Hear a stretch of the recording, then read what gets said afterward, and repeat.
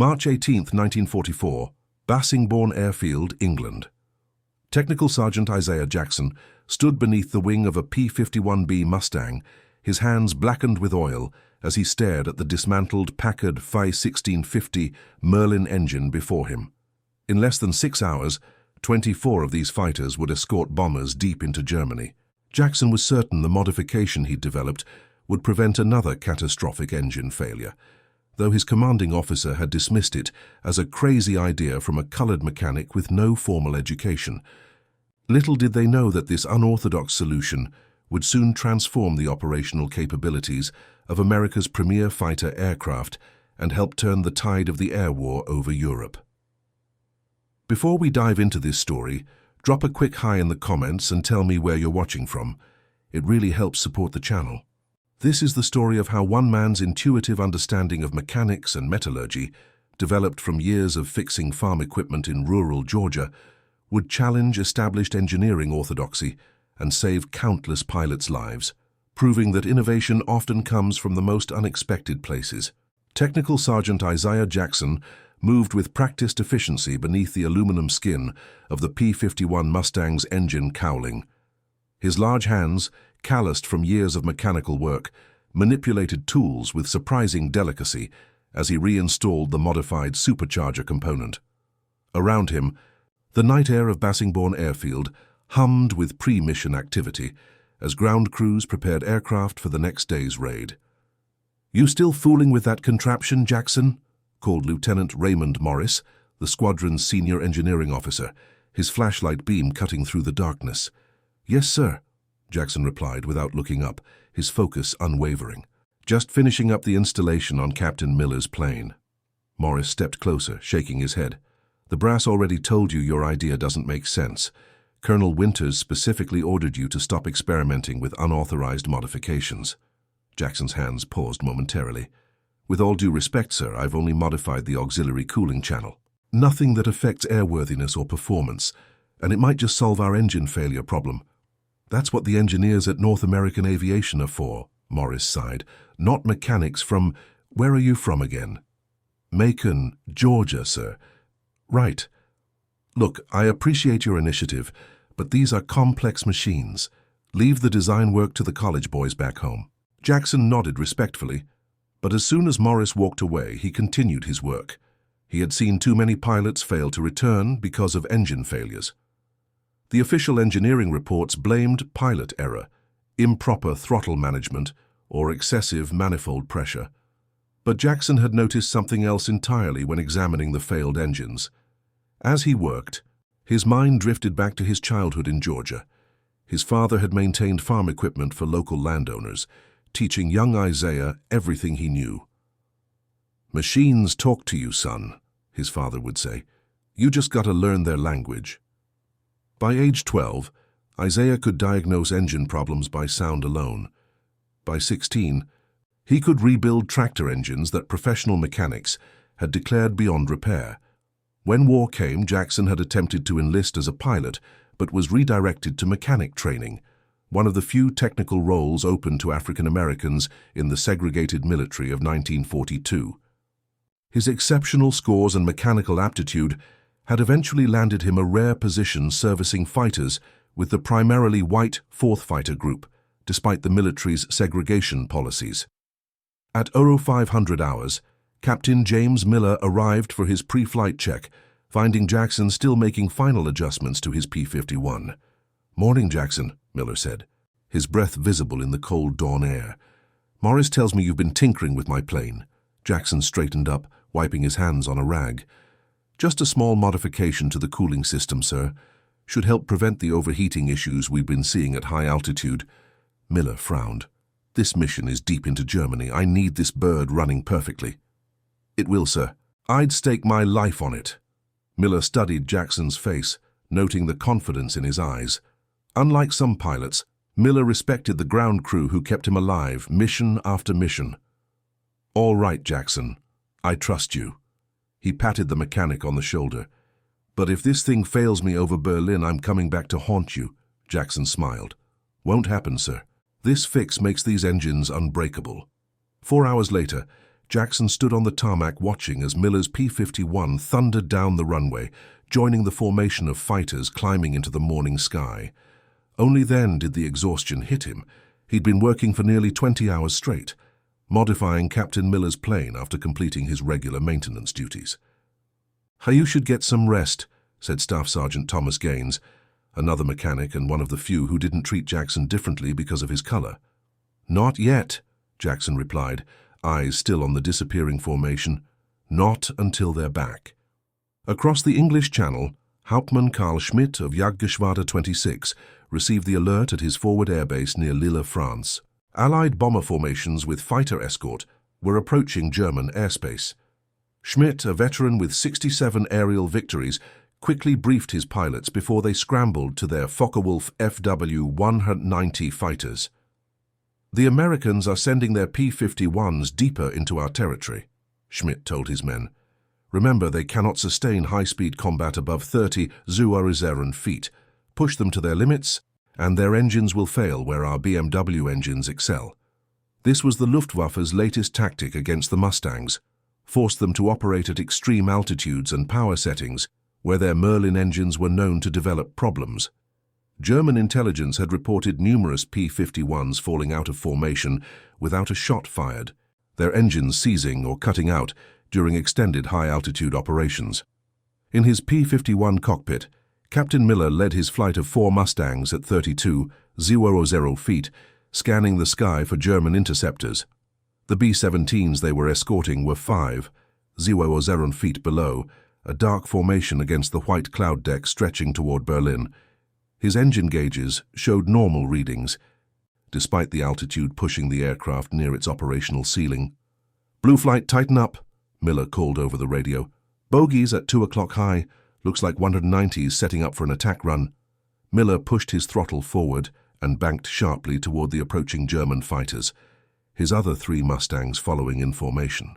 As the P-51's Merlin engine roared with increased power, Miller braced for the subtle vibration that typically preceded overheating problems at this altitude. But the engine ran smoothly as he climbed to intercept the FW-190s.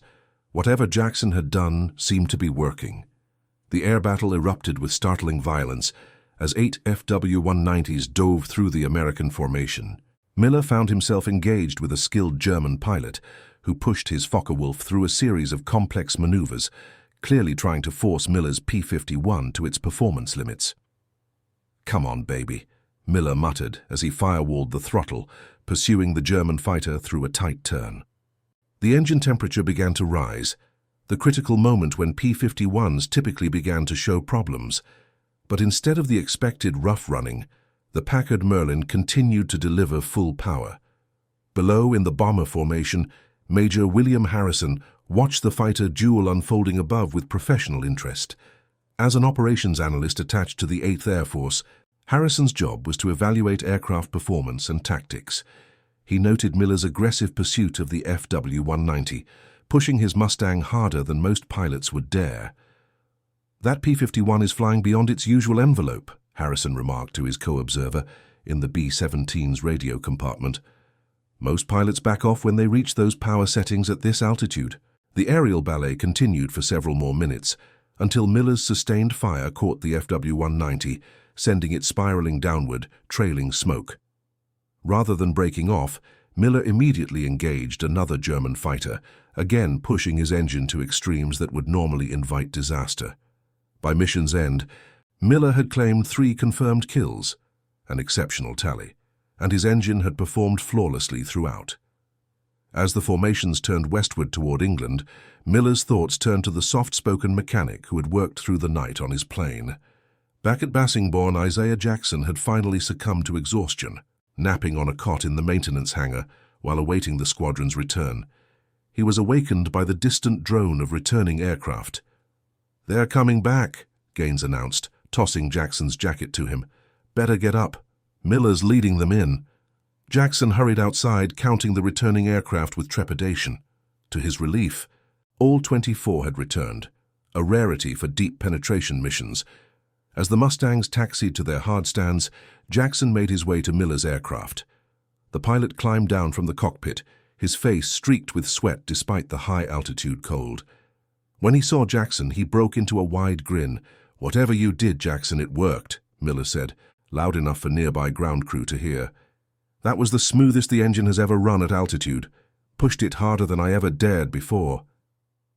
Before Jackson could respond, Lieutenant Morris approached, accompanied by Major Harrison, who had landed with the bomber group. "Captain Miller," Harrison called, "I observed your aircraft's performance from my B-17. You were flying well beyond normal operational parameters. Any issues with engine temperature or power loss?" "None, sir," Miller replied. "Best the bird has ever performed." Harrison turned to Morris. "I want to know what maintenance was performed on this aircraft before the mission." Morris shifted uncomfortably. "Well, sir, Technical Sergeant Jackson here implemented an unauthorized modification to the cooling system." Harrison raised an eyebrow, looking at Jackson with new interest. "Unauthorized?" "Yes, sir," Jackson said, standing straighter. "I noticed a pattern in the failed engines returned from combat. The problem wasn't with the supercharger itself, as engineering believed, but with uneven cooling causing metal fatigue in the auxiliary drive components." "And your solution?" Harrison asked. "A modified cooling channel using a different alloy composition and a redesigned flow pattern, sir. It ensures more consistent temperature across the critical components, preventing the minute warping that leads to catastrophic failure." Harrison studied Jackson for a moment. "You came up with this theory and solution yourself? What's your engineering background?" "No formal training beyond Army mechanic school, sir," Jackson admitted. "But I've been fixing engines since I was a boy." Harrison turned to Morris. "Lieutenant, I want this modification documented immediately and Jackson here to supervise installing it on another aircraft. We'll test it thoroughly tomorrow." "Sir," Morris protested, "regulations require all modifications to go through proper channels. North American Aviation has engineers working on—" "Lieutenant," Harrison interrupted, "we're losing aircraft and pilots daily while waiting for those proper channels. If Jackson's modification works, we implement it immediately. The Germans aren't waiting for committee approvals to improve their aircraft." Within 3 days, 5 more P-51s had received Jackson's modification and flown combat missions without incident. Each pilot reported improved engine performance, particularly at extreme altitudes and power settings. Major Harrison, impressed by the initial results, arranged for Jackson to brief senior engineering officers at 8th Air Force Headquarters. The briefing did not go as planned. "This makes no sense," declared Colonel Walter Simmons, head of the Technical Services Division, after Jackson had explained his modification. "You're suggesting that our engineers, North American Aviation, and Rolls-Royce all missed a fundamental flaw in the cooling system?" "Not a flaw, sir," Jackson clarified. "More of an unforeseen interaction when operating consistently at the extremes of the performance envelope." "And you, a mechanic with no engineering degree, identified this problem and developed a solution that eluded some of the finest minds in aviation." The skepticism in Simmons's voice was unmistakable. Major Harrison intervened. "Colonel, the results speak for themselves. Captain Miller's aircraft has flown 6 consecutive missions at maximum power settings without a single anomaly. The other modified aircraft show similar performance improvements." "Correlation doesn't imply causation, Major," Simmons replied. "There could be a dozen other factors involved." "Sir," Jackson said carefully, "I can demonstrate the principle with this component." He placed a failed supercharger component on the table. "If you examine the stress fractures under magnification, you'll see they all originate from points where thermal expansion is most constrained." A younger officer, Captain Robert Phillips from the Engineering Liaison Office, leaned forward with interest. "May I?" he asked, picking up the component and studying it closely. After a moment, he nodded. "He's right about the fracture patterns. They're consistent with thermal stress, not mechanical loading as we previously thought. That still doesn't validate this." "Improvised solution," Simmons said. "Colonel," Phillips said, "what if we conducted a controlled test? Same mission profile, identical aircraft, one with the modification and one without, both instrumented to record all relevant parameters." Simmons considered this. "Fine, but I want this documented thoroughly. If this modification fails, I don't want pilots at risk because of some hangar tinkering." The test flights were scheduled for the following week. In the meantime, word of Jackson's modification spread among the pilots of the 4th Fighter Group, many of whom began specifically requesting that their aircraft receive the Jackson fix before missions. On March 26, 1944, the controlled test was conducted. 2 P-51Bs with consecutive serial numbers, both with identical equipment and maintenance histories, flew a simulated combat mission profile. One had Jackson's cooling modification. The other remained in standard configuration.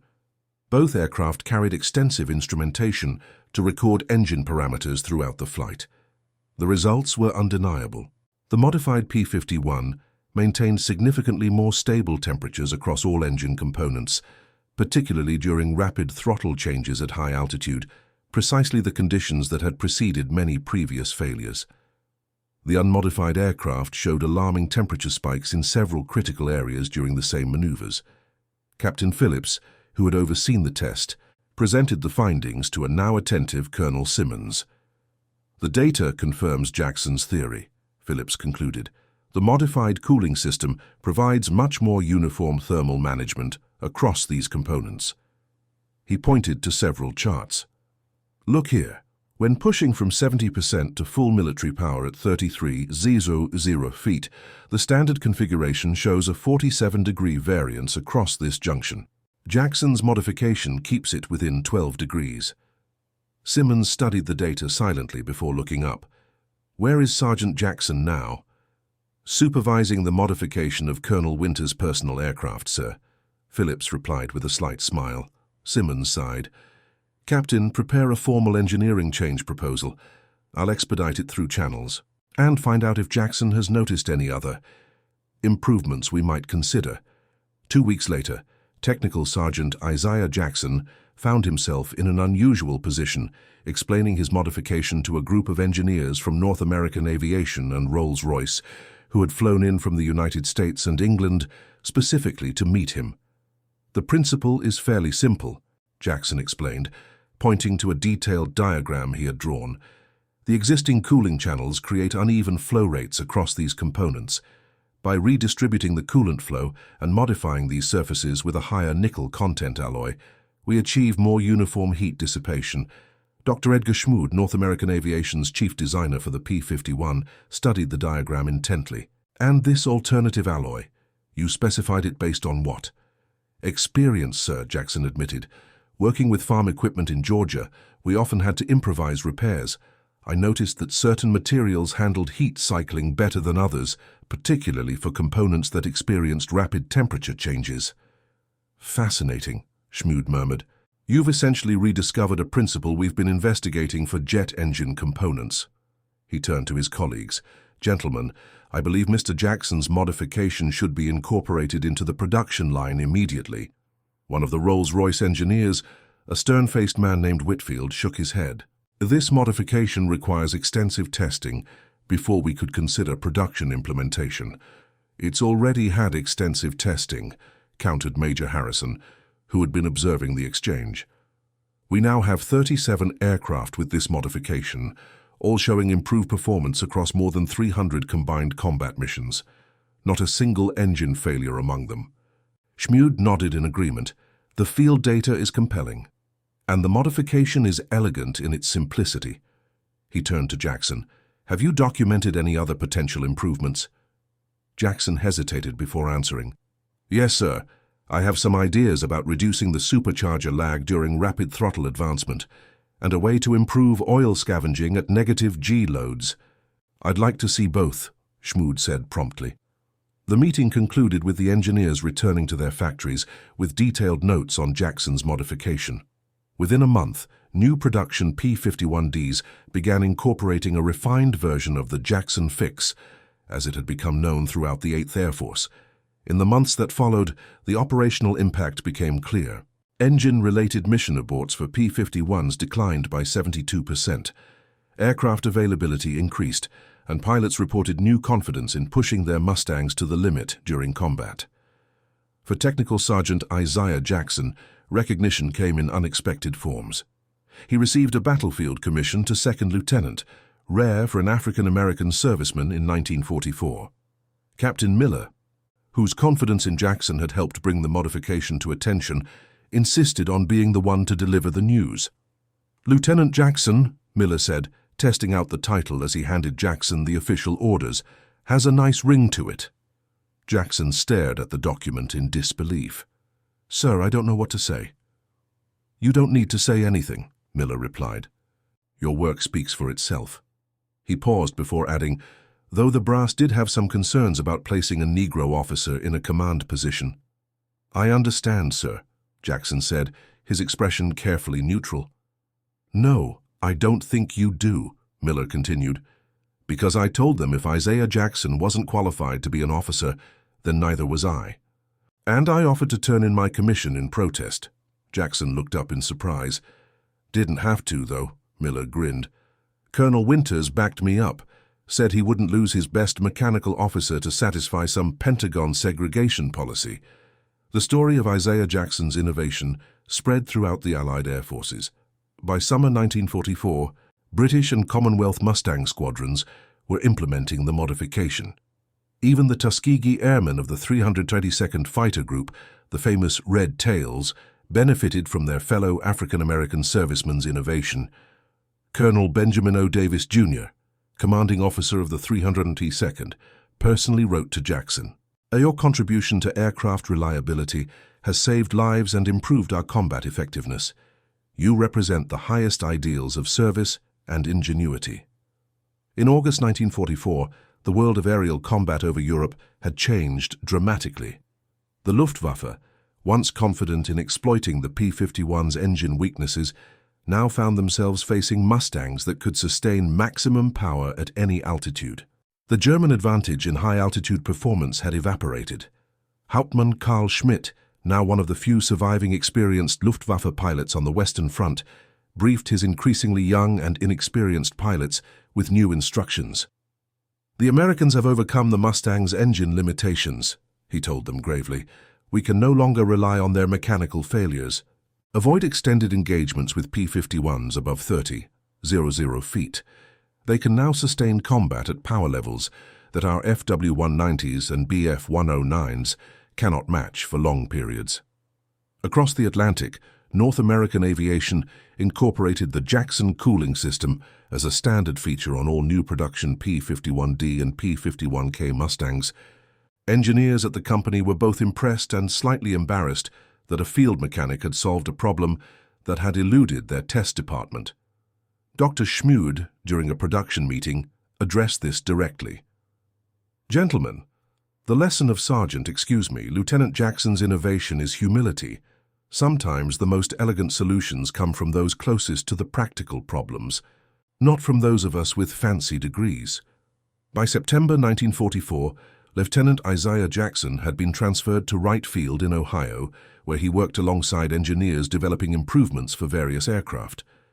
His practical experience and intuitive understanding of mechanical systems proved invaluable in translating theoretical engineering into practical solutions. Captain Thomas Miller, who had been promoted and was now flying a P-51D named Georgia Boy in honor of Jackson, continued to demonstrate the capabilities of the modified Mustang in combat. During a massive air battle over Merseburg, Germany, Miller's flight encountered a large formation of Bf-109G fighters at 36,000 feet. "They're trying to lure us up where they think our engines will fail," Miller radioed to his flight. "Let's show them what Jackson's babies can do."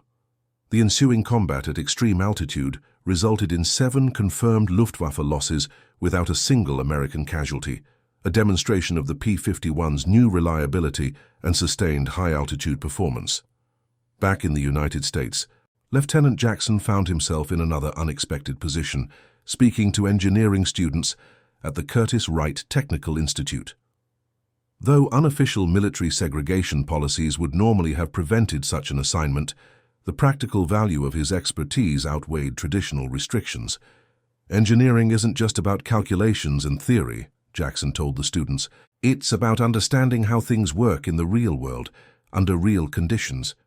Sometimes the most important insights come from observing how equipment actually behaves when pushed to its limits, not how it should behave according to design specifications. Among the students was a young woman named Margaret Chen, one of the few female engineering trainees in the program. After the lecture, she approached Jackson. "Lieutenant, your cooling system modification is brilliant in its simplicity," she said. "We studied it in our thermal management class. But I'm curious, what made you look at the problem differently than all the trained engineers?" Jackson considered the question carefully. "I think sometimes formal education can create blind spots. Engineers are taught to look for certain types of solutions within established parameters. Coming from outside that tradition, I just observed what the failed parts were telling me, without preconceptions about what should or shouldn't be happening." Chen nodded thoughtfully. "That makes sense. My professor calls it fresh eyes advantage. It's why companies sometimes bring in consultants who know nothing about their industry." "Exactly," Jackson agreed, although in my case, it wasn't a deliberate strategy, just necessity. "Well, it worked," Chen said. "Our instructors said your modification has influenced cooling system designs for the new jet engines Curtiss Wright is developing." This was news to Jackson. "Really? I hadn't heard that." "Oh yes," Chen continued enthusiastically. "The principle of uniform thermal loading you identified is apparently crucial for jet engine longevity. They're calling it distributed thermal management now, but it's based on your work." As word of his contribution spread through engineering circles, Jackson received invitations to consult on other aircraft programs. Despite his lack of formal credentials, his practical insights proved valuable on several troubled projects, including early jet engine development. In November 1944, Major General James Doolittle, commander of the 8th Air Force, presented Jackson with the Legion of Merit, an exceptional honor for a junior officer, and almost unprecedented for an African-American serviceman at that time. Lieutenant Jackson's innovative solution to a critical aircraft performance limitation has significantly enhanced our combat capabilities and saved countless lives, Doolittle's citation read. His exemplary initiative and technical acumen reflect the highest traditions of the United States Army Air Forces. After the ceremony, Doolittle spoke with Jackson privately. "You know, Lieutenant, I began my career as a mechanic before becoming a pilot and then an engineer. Never underestimate the value of hands-on experience. Some of the best innovations come from people who actually touch the machines." "Thank you, sir," Jackson replied. "That means a lot coming from you." "What are your plans after the war?" Doolittle asked. Jackson hesitated. "I hadn't given it much thought, sir. Just focused on the job at hand." "You should consider engineering school," Doolittle suggested. "The GI Bill will be available. Someone with your natural talent combined with formal education could go far." "Do you think a colored man would have opportunities in aviation engineering after the war, sir?" Jackson asked carefully. Doolittle's expression grew serious. "I won't lie to you. Lieutenant, there will be barriers, but they're beginning to crack. Men like you are helping to bring those barriers down by demonstrating undeniable value. And I, for one, would write you a recommendation to any engineering program in the country." The conversation with Doolittle planted a seed in Jackson's mind. Perhaps there could be a future in engineering that he hadn't previously considered possible. By early 1945, the air war over Europe had transformed dramatically. The Luftwaffe, once a formidable force, was increasingly unable to mount effective resistance against Allied air power. The P-51 Mustang, with its exceptional range and now unparalleled reliability, dominated the skies over Germany. In February 1945, Lieutenant Jackson returned to England at the request of the 8th Air Force to help implement further improvements to the P-51 fleet. The landscape of the air war had changed markedly in his absence. "You wouldn't recognize operations now, Jackson?" Captain Miller told him during their reunion at Bassingbourn. "We go missions after mission without losing a single aircraft to mechanical failure.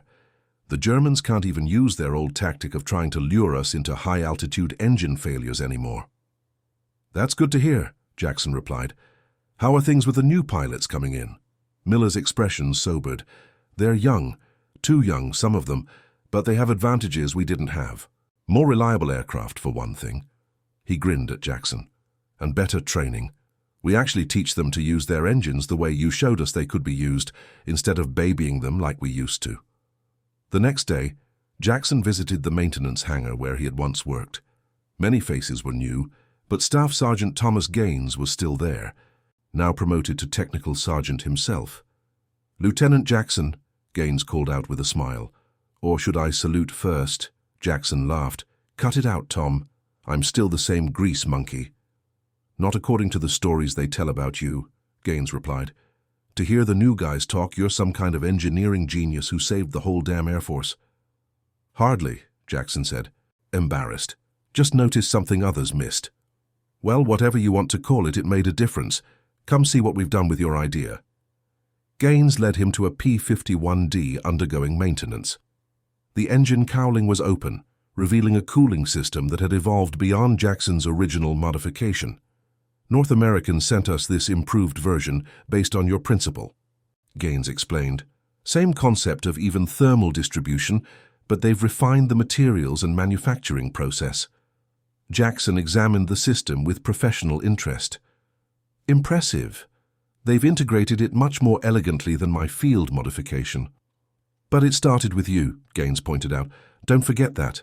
Over the next week, Jackson worked with maintenance crews across several 8th Air Force bases, helping implement the latest refinements to his cooling system modification. Everywhere he went, he was received with respect that transcended the usual racial barriers of the era, a testament to the meritocracy that sometimes emerged in the crucible of war. During this period, Jackson also had the opportunity to meet with British and Commonwealth pilots and ground crew who had benefited from his innovation. Wing Commander James "Johnny" Johnson, the top-scoring RAF ace of the European theatre, was particularly effusive in his praise. "Your modification made a crucial difference during our operations over the continent," Johnson told Jackson during a visit to an RAF Mustang squadron.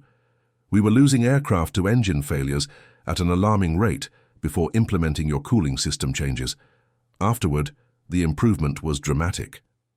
Jackson, ever modest, deflected the praise.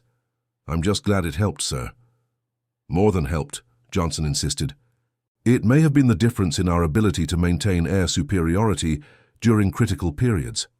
Engineering advancements like yours often go unheralded in war histories, but they can be just as decisive as any tactical innovation." As Jackson's temporary assignment in England drew to a close, he received an unexpected visitor at Bassingbourn. Dr. Edgar Schmude, the North American aviation designer, had returned to Europe to gather field data for future P-51 improvements. "Lieutenant Jackson," Schmude greeted him warmly, "I was hoping to find you here. Your reputation continues to grow." "Dr. Schmude," Jackson acknowledged, surprised. "What brings you back to England?" "Several things, but meeting you again was high on my list," Schmude replied. "Your cooling system modification has proven even more significant than we initially realized. We've applied the principle to our new designs, including some classified projects I can't discuss." Jackson nodded, honored by the recognition. "But I also wanted to discuss your future," Schmude continued. "Have you considered what you'll do after the war?" "General Doolittle suggested engineering school," Jackson replied. "An excellent idea," Schmude agreed. "And after that, North American Aviation would be very interested in having someone with your talents join our team." Jackson was momentarily speechless. "Sir, I appreciate the sentiment, but—" "You're concerned about racial barriers," Schmude stated matter-of-factly. "They exist. I won't deny it, but the aviation industry is increasingly focused on talent and results. Your contributions have opened doors, and I personally would ensure that those doors remain open at North American." "That's very generous," Jackson said carefully. "It's not generosity, it's self-interest," Schmude corrected with a smile. "We need the best minds, regardless of where they come from or what they look like. Your insight into thermal management problems demonstrates exactly the kind of thinking we need." The conversation with Schmude, coming after similar encouragement from Doolittle, further crystallized Jackson's post-war aspirations. Perhaps there could be a place for him in the rapidly evolving world of aviation engineering. In April 1945, as Allied forces pushed deeper into Germany and victory in Europe seemed increasingly imminent, Lieutenant Isaiah Jackson received new orders. He was to return to Wright Field to join a special technical intelligence team that would examine captured German aircraft technology. Before departing England, Jackson was honored at a ceremony attended by pilots and ground crew from multiple fighter groups. Captain Miller, now a major, presented him with a specially engraved aircraft panel signed by dozens of pilots. "This comes from men whose lives you saved without ever firing a shot," Miller said, handing him the memento. "Your crazy fix made our engines unbreakable when we needed them most." The inscription read, "To Lieutenant Isaiah Jackson, who taught our Mustangs to run harder and longer than anyone thought possible, from the grateful pilots of the 8th Air Force." Back in the United States, Jackson's work with the Technical Intelligence Team revealed interesting parallels between his cooling system innovation and German attempts to solve similar problems with their BMW and Daimler-Benz aircraft engines. The Germans were working on comparable solutions, noted Captain Robert Phillips, who had joined the intelligence team from 8th Air Force headquarters. But they were approaching it from a more theoretical angle, with complex engineering changes. Your solution was more elegant and practical. "They overthought it," Jackson suggested. "Sometimes the simplest answer is the right one." "Exactly," Phillips agreed, "though I'm glad they didn't figure that out before you did." As Jackson examined captured Luftwaffe aircraft, he gained new insights into engine design principles that would further inform his understanding of mechanical systems. The German engineers had excelled in many areas, but their approach to thermal management had been hampered by theoretical constraints that Jackson, with his practical background, had naturally avoided. In May 1945, Germany surrendered, bringing the European War to an end. Lieutenant Jackson, like millions of other American servicemen, began contemplating the transition to civilian life more seriously. During his final months of service, he continued working at Wright Field, contributing to reports on aircraft engine reliability that would influence post-war aviation development.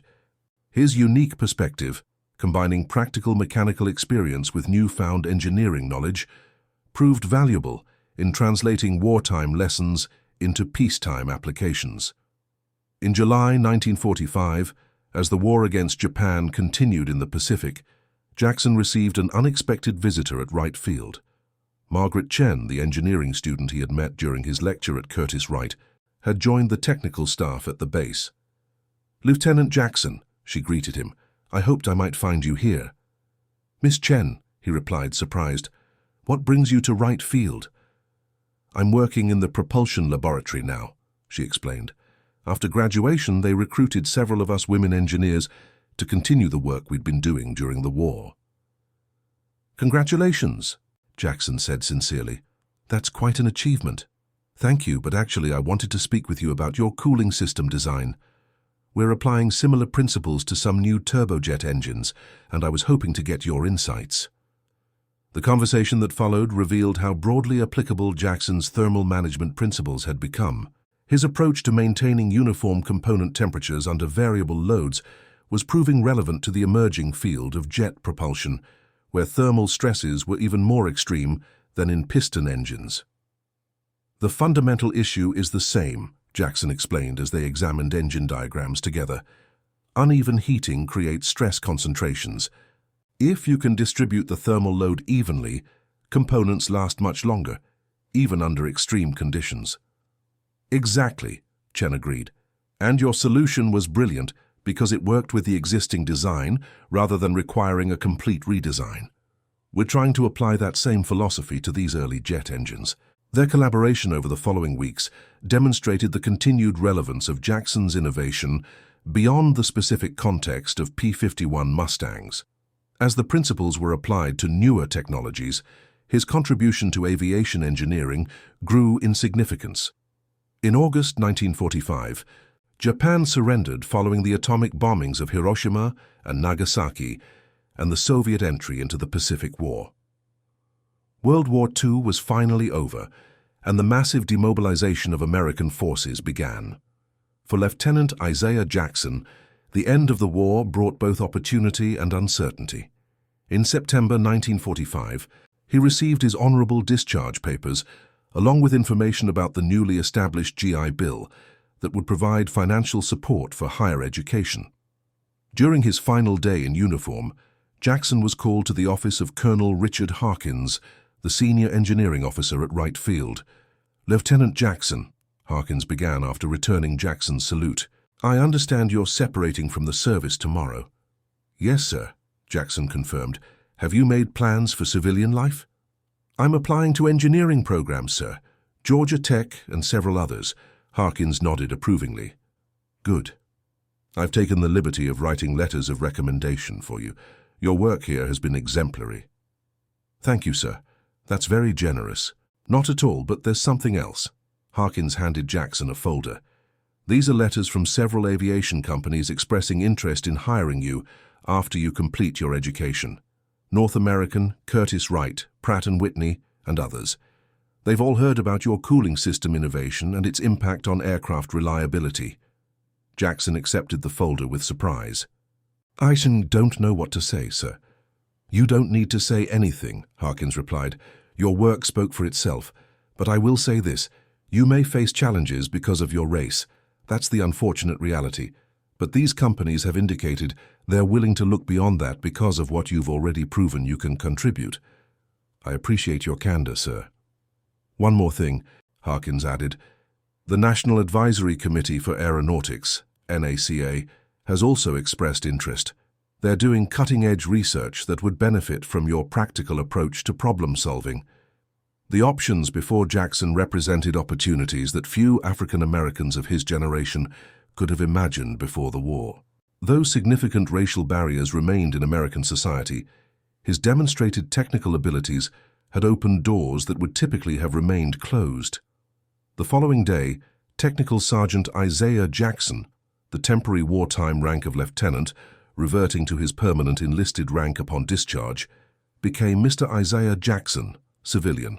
As he changed into civilian clothes for the first time in nearly 3 years, he reflected on the journey that had taken him from rural Georgia to the forefront of aviation technology.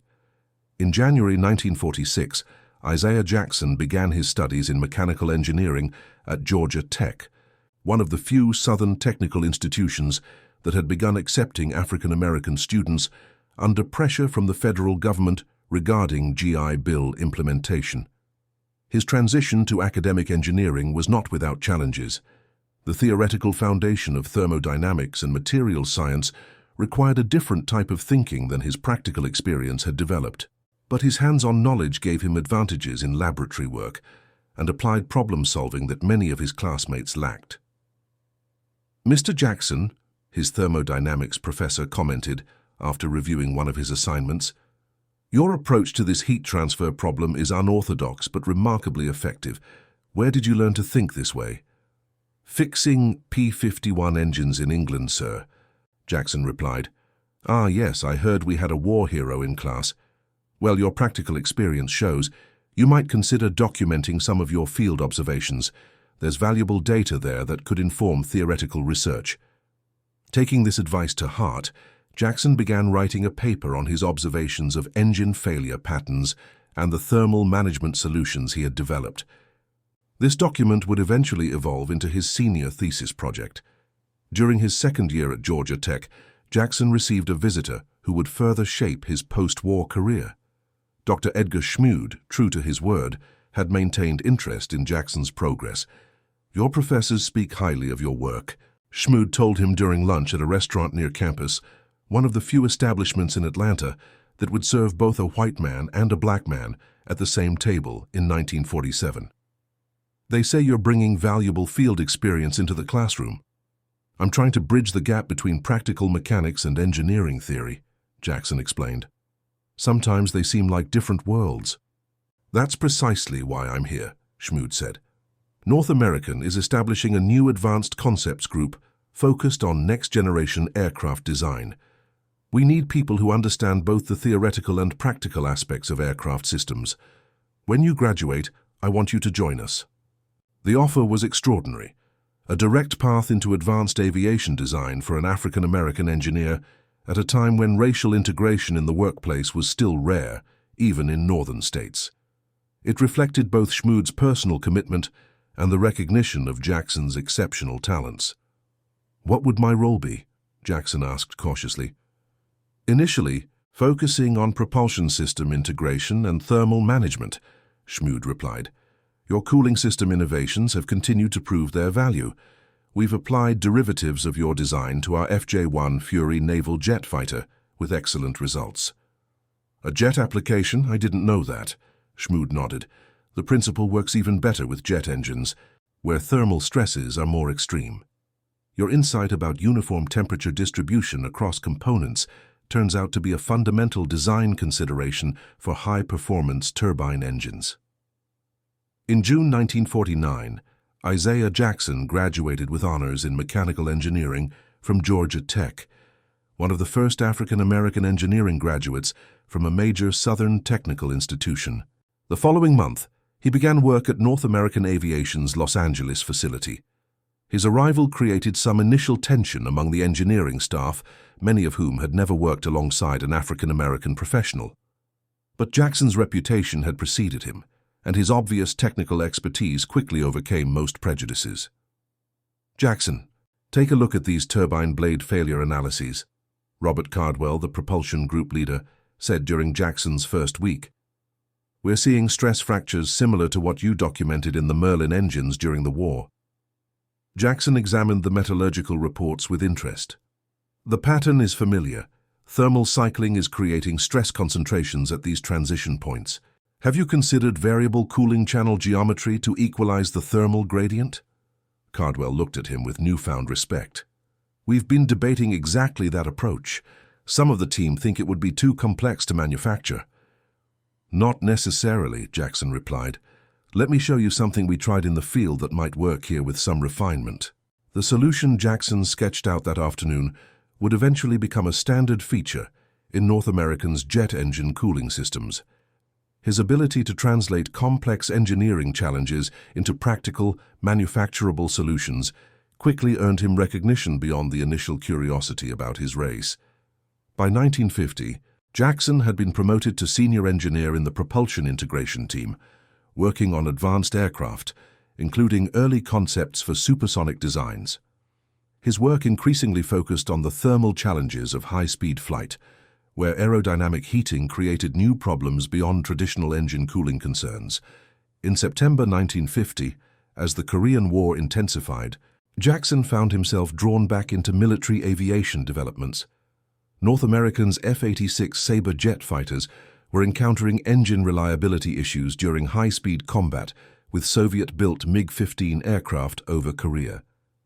"We're seeing premature turbine failures when pilots sustain maximum afterburner during dogfights," explained Colonel James Whitfield, a technical liaison officer from the Air Force who had come to consult with North American's engineers.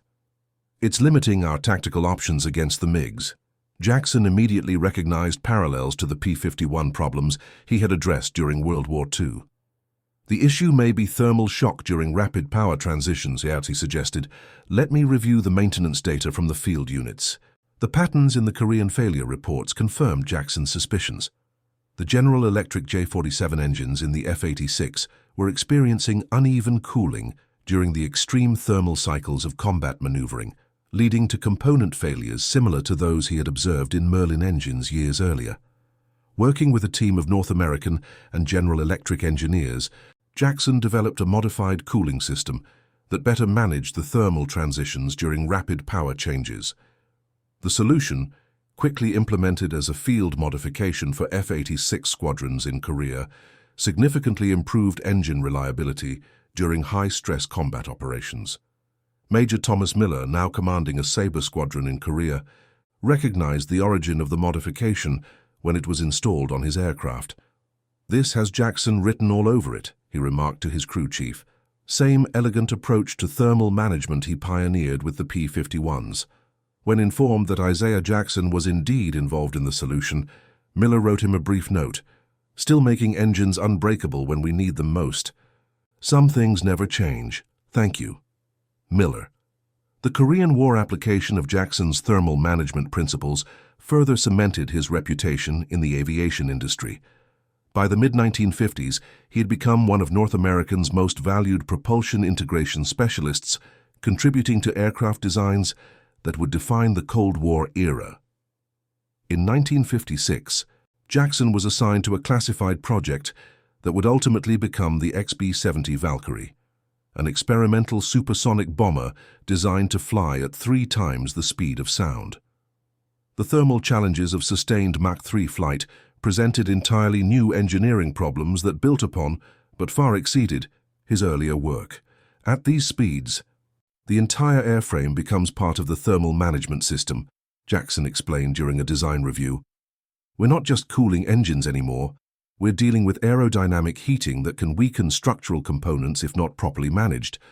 His holistic approach to thermal management, treating the aircraft as an integrated system rather than focusing on isolated components, influenced not only the XB-70 but subsequent high-speed aircraft designs throughout the industry. By the early 1960s, Isaiah Jackson had risen to the position of Chief Thermal Systems Engineer at North American Aviation, an extraordinary achievement for an African-American in that era. His journey from field mechanic to senior engineering leader had opened doors for other minority engineers who followed. In 1962, when 7 new African-American engineering graduates joined North American, they requested a meeting with Jackson. "You're the reason many of us pursued aerospace engineering," one young engineer told him. "When our professors told us about the mechanic whose crazy fix made P-51 engines unbreakable, it showed us what was possible." Jackson, now in his 40s with graying hair but the same methodical approach to engineering challenges, was moved by their words. "I just fixed what needed fixing," he said modestly. "But I'm glad if it helped show what's possible. The only limits that matter are the laws of physics, and we keep finding ways around those too." In 1965, North American Aviation established the Isaiah Jackson Engineering Excellence Award to recognize innovative solutions to complex technical problems, particularly those that bridge theoretical engineering and practical application. The first recipient was Margaret Chen, now Dr. Margaret Chen Williams, for her work on thermal protection systems for spacecraft returning from orbit.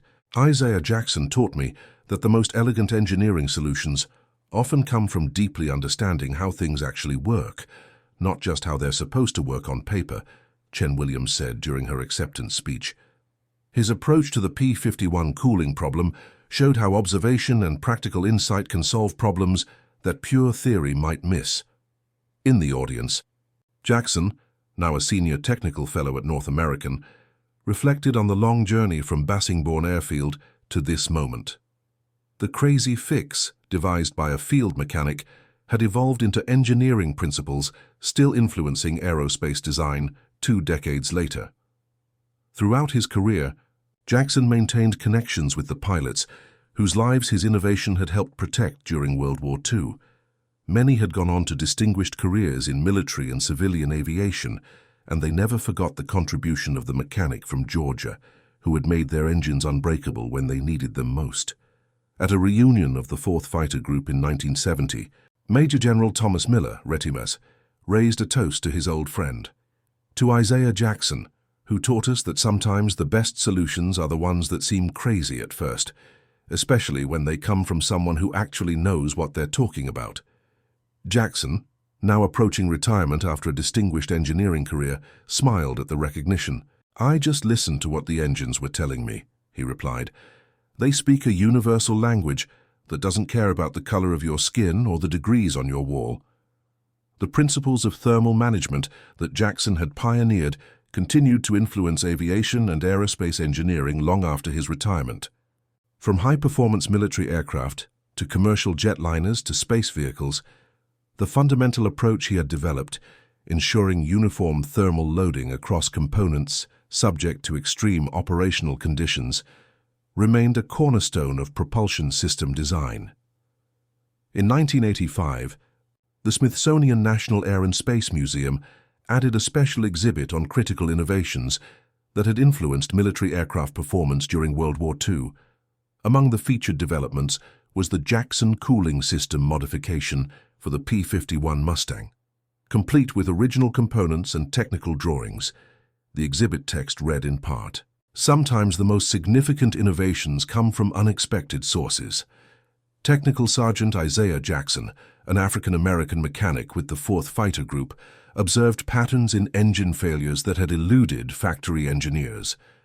His innovative cooling system modification dramatically improved the P-51's reliability at extreme altitudes and power settings, transforming the operational capabilities of America's premier fighter aircraft at a critical moment in the air war over Europe. For the aging Isaiah Jackson, visiting the exhibit with his grandchildren provided a moment of profound reflection. The crazy fix developed during desperate nights on a wartime airfield had earned a place in aviation history, recognized alongside the work of famous engineers and designers. "Grandpa, was that really your idea?" asked his 9-year-old granddaughter, pointing at the display. "It was," he acknowledged quietly, "just something that needed fixing." "The sign says you saved a lot of pilots' lives," and she continued, reading the exhibit text carefully. "The pilots saved their own lives by their skill and courage," Jackson corrected gently. "I just helped make sure their engines kept running when they needed them most." As they moved through the museum, Jackson noticed a familiar face, an elderly man studying the P-51 exhibit with particular interest. "Captain Miller," he called out hesitantly. The man turned, his face breaking into a broad smile of recognition despite the decades that had passed. "It's General Miller now, retired," he corrected with a laugh, "but you can still call me Tom." The two old friends, the pilot and the mechanic whose lives had intersected during a crucial moment in history, embraced warmly. "I was just showing my grandchildren about your crazy fix," Miller said. "I've told them the story many times, but they wanted to see it for themselves." "My grandchildren too," Jackson replied, introducing the young ones who watched this reunion with curious eyes. "You know," Miller said thoughtfully, "I flew over 300 combat missions in 3 different wars, but I never felt as confident in an aircraft as I did in that P-51 after you modified it. When we pushed those engines to limits they were never designed for, they just kept running. That's the highest compliment an engineer can receive," Jackson said, genuinely touched. As the two families continued through the museum together, the grandchildren listening in fascination to the first-hand accounts of history, Isaiah Jackson reflected on the long arc of his journey, from the segregated South to wartime England, to the cutting edge of aerospace engineering. The crazy fix had been just the beginning, a moment when necessity, opportunity, and prepared mind had intersected to create something valuable. But its true significance lay in the doors it had opened, not just for him personally, but for those who followed, proving that innovation could come from unexpected places and people. In the decades since World War II, the principles Isaiah Jackson had pioneered had been incorporated into generations of aircraft engines, often by engineers who had no knowledge of their origin, in the practical insights of a mechanic working by flashlight in an English hangar. Yet the fundamental approach, understanding how systems actually behave under extreme conditions, not just how they're designed to behave, remained as valid as ever. As aviation technology continued to evolve through the jet age into the space age and beyond, the legacy of Isaiah Jackson's innovation lived on, not just in specific cooling system designs, but in the engineering philosophy it embodied. Sometimes the most elegant solutions are the simplest ones, discovered not through complex theoretical analysis, but through careful observation and practical insight. The story of how one African-American mechanic's crazy fix made P-51 engines unbreakable illustrates a timeless truth about innovation. Breakthrough ideas can come from anywhere, often from those closest to the practical problems rather than from those with the most impressive credentials. What matters is the ability to see patterns that others miss, to question established assumptions, and to translate insights into practical solutions. Isaiah Jackson's journey from field mechanic to respected aerospace engineer represents not just a personal triumph over the barriers of his era, but a testament to the meritocracy that can emerge when talent and opportunity intersect, when what matters most is not who you are but what you can contribute. In the world of engineering, as in life, the most valuable solutions are often those that appear obvious only in retrospect. The crazy ideas that once proven become the new conventional wisdom. And sometimes it takes someone looking at a problem with fresh eyes, unencumbered by theoretical constraints or traditional approaches, to see what others have overlooked. The P-51 Mustang, with its unbreakable engine made possible by Jackson's innovation, helped secure Allied air superiority at a pivotal moment in World War II. But perhaps the greater legacy lies in the doors that opened afterward, not just for Isaiah Jackson personally, but for generations of engineers from diverse backgrounds who followed the path he helped chart into the highest levels of aerospace technology. In the end, the story of Isaiah Jackson and his cooling system modification reminds us that history is made not just on battlefields or in legislative chambers, but also in hangars and workshops and laboratories, anywhere that human ingenuity confronts challenging problems and finds unexpected solutions. And that concludes our story. If you made it this far, please share your thoughts in the comments. What part of this historical account surprised you most? Don't forget to subscribe for more untold stories from World War II and check out the video on screen for another incredible tale from history. Until next time.